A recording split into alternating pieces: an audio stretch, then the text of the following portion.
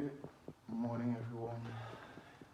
In this video, we're going to look at paragraph 5.3, the second part of it. We're going to look at application of the quadratic formulas, and I came up with basically I stole the following problem.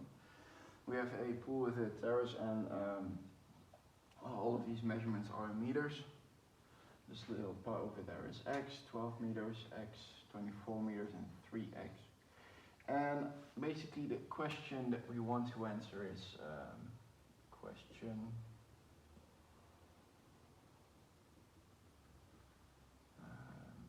find x. And no, I'm not going to repeat that one joke because I'm trying to use your feedback, and you should learn from your mistakes. Yeah, that. If we want to find x, the problem that we encounter at first is that this drawing is not very helpful. This shape, it's not a nice shape. We like, for example, triangles, rectangles, squares. But if we don't have any rectangles, we make one. That's what we do with math. When we don't have something, we come up with it. So we're going to divide it into sub-areas. And there are multiple ways of doing it. I'm using this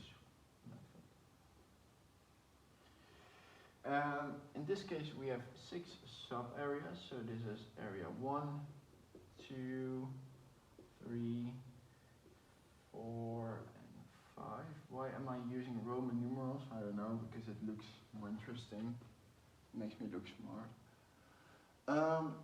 I also know that the entire area of the terrace is 432 square meters. So first I'm going to try and calculate every single area. Is that difficult? Not really. Let's start with the first area, area number 1. Oh, but if you were wondering about the 6th area, it's the pool. It's an area. First one, this one up here, the length times width is 24 times x, so 24 times x is just 24x. And all of these calculations shouldn't be that hard. For the second one, x times 3x, well, that's 3x squared, area 3.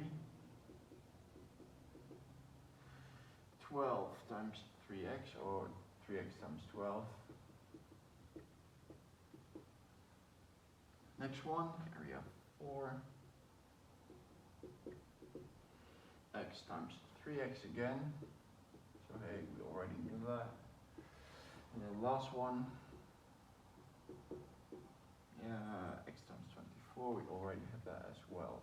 So that's 24x as well.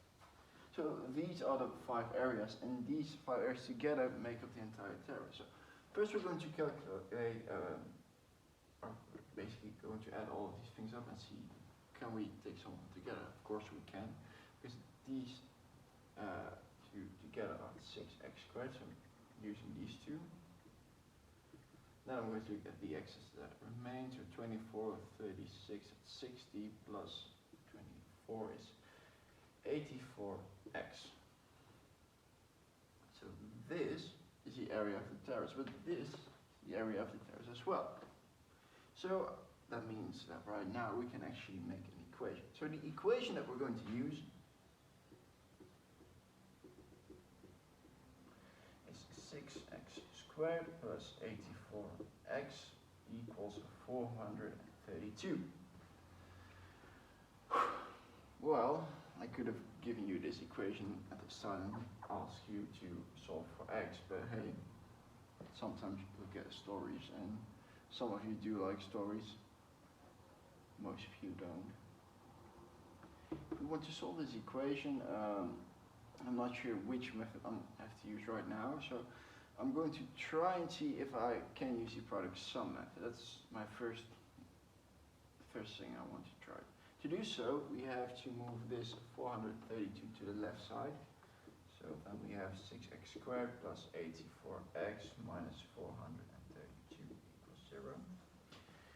Well, then we have a problem with this 6 over there, so we're going to divide everything with 6.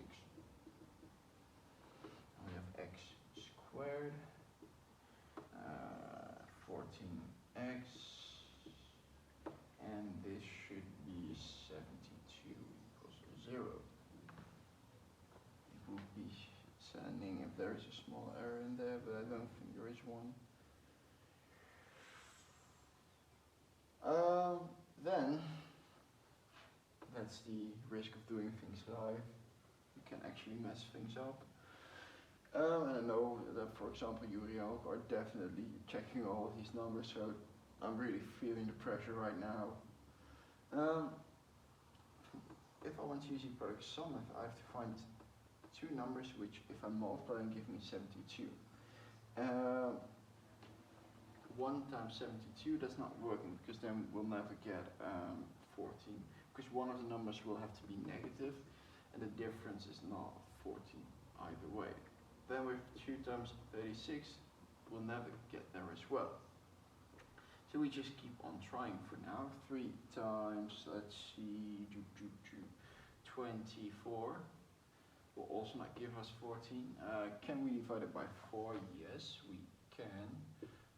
4 times 18. Well, the difference between these numbers is 14, so that's probably where we should be. Since this sum is positive, I'll use 4 as a negative number, because then my sum will be positive. And then I'll find x plus 18, x minus 4 equals 0. Just remember, 18 times minus 4 is minus 72.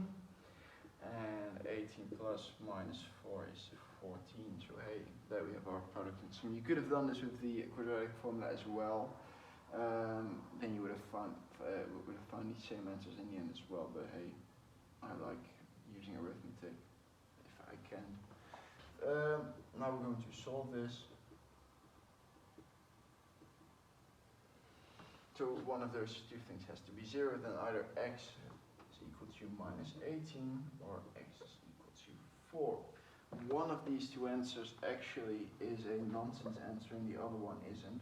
So think about it, which of these could actually be x? And if you think minus 18, then you are actually disappointing me right now, because I think I told you probably a million times that length can be negative. Usually when we're working with stories. So that means that x is 4 is the correct one, so x is 4 meters. So basically, whenever you get a problem like this, always try to divide your problems into sub areas which are rectangles, because then these calculations are relatively easy. Find the like terms and add them together. Usually you have to make an equation with something that is given already. Make the equation, solve it, and then interpret the result.